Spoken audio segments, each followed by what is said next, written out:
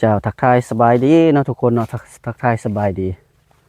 พ่อกับบานันอีกคือเก่าเนาะกับเกษตรบ้านๆเนาะเกษตรผสมผสานเนาะทุกคนเนาะกับมื้อนี้ก็เป็นอีกคลิปหนึ่งเนาะออกมาสวนยางเนาะทุกคนเนาะก็คืออยากจะมาแชร์หรือว่าแนะนำเนาะสำหรับพี่ๆมือใหม่เนาะผู้ที่กำลังปลูกยางทำอิฐเลยหั่นแหละก็หมายความว่าจังใดถ้าเขาปลูกยางทำอิฐเนาะเขาคั่วพยายามคั่วให้มันได้เต็มที่ให้มันที่สุดเลยเนาะในเนี่ยปี1 2 ปี 3 ปีนี่เนาะทุกคนเนาะทั้งคั่วพยายามบ่ให้มันตายเนาะพยายามที่สุดเลยบ่ให้มันตายคันถ้าว่ามีน้ำก็รดน้ำเนาะในช่วงฤดูแล้งหั่นคันถ้าว่ามีเนาะคันว่าเงื่อนไขในเขาในองค์ประกอบหั่นก็ถือว่าแนะนำให้รดน้ำนํ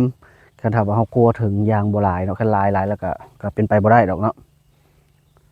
ก็ความหมายก็คือคลิปนี้ก็คืออยากจะเว้าในนี้เนาะก็คือหมายความว่านี่ก็คือด้านหลังของข้าพเจ้านี่เนาะสำหรับต้นนี้เพราะว่าต้นนี่เนาะคืออยู่ด้านในมือนี่เพราะว่ามันจะเฮาแซมเนาะเฮาแซม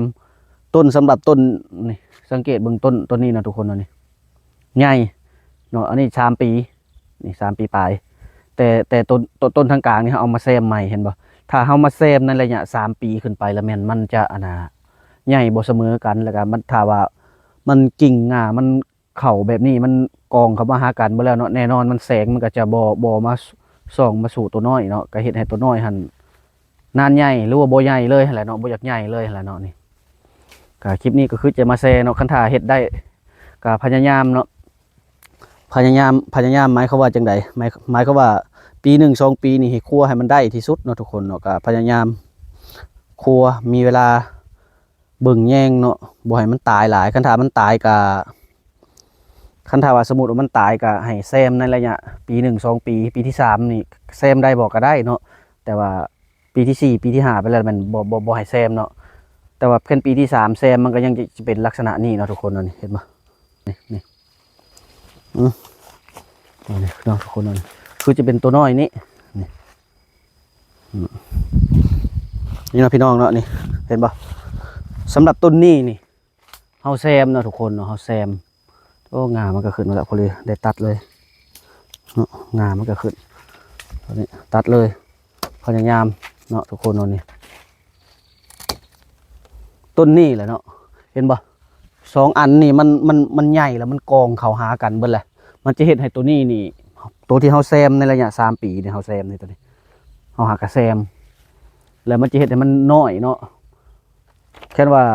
มันกองมันหากันบ่แล้วระยะพื้นที่มันสังเคราะห์แสงบ่ได้แล้วก็เฮ็ดต้นนี้น้อยบ่ใหญ่เนาะแต่ว่าก็จะลองเบิ่งเนาะปลูกลงบนนี่หาก็ใหญ่ได้นี่ทุกคนเนาะ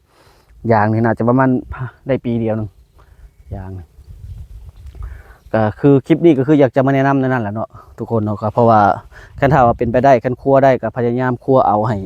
ปี1 หรือ 2 ปีนั่นสำหรับปลูกยางเนาะทุกคนเนาะ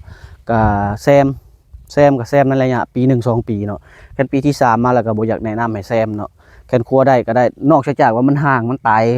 ายเรียนกันประมาณ3 4 ต้นแล้วแม่นถ้าปลูกขึ้นได้นะเพราะว่ามันจะอยู่ในโซนรัศมีที่ว่าแดดเข้ามาส่องได้เนาะเห็นบอกก็คือจะเป็นลักษณะนี้แล้วเนาะคันเฮาแซมไปเรื่อยๆความหมายนะก็คืออยากได้หลายเนาะก็คือแซมไปเรื่อยๆมันบ่คำนึงถึงว่าต้นนั้นก็ใหญ่ต้นนี้ก็ใหญ่ผักสวนอ้อมข้างนี่มันใหญ่เบิดมันจะเฮ็ดให้มันเป็นห่มแหละเนาะก็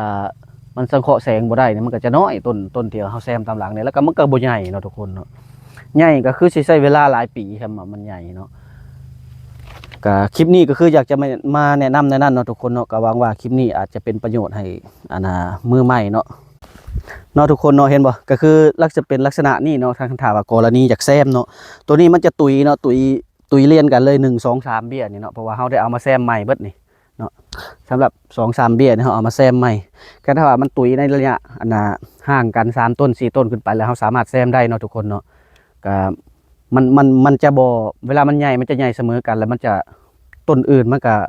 บ่มากวมแสงแดดเนาะบ่มาให้มันสังเคราะห์แสงแดดเข้ามาได้เนาะก็จะเป็นลักษณะนั้นเนาะทุกคนเนาะก็เห็นบ่นี่ตัวนี้แหละแม่นเฮาแซมเบิดเลยเนาะทุกคนเนาะนี่เฮาแซมเห็นบ่คือด้านนี้เฮาแซมเบิดเนาะ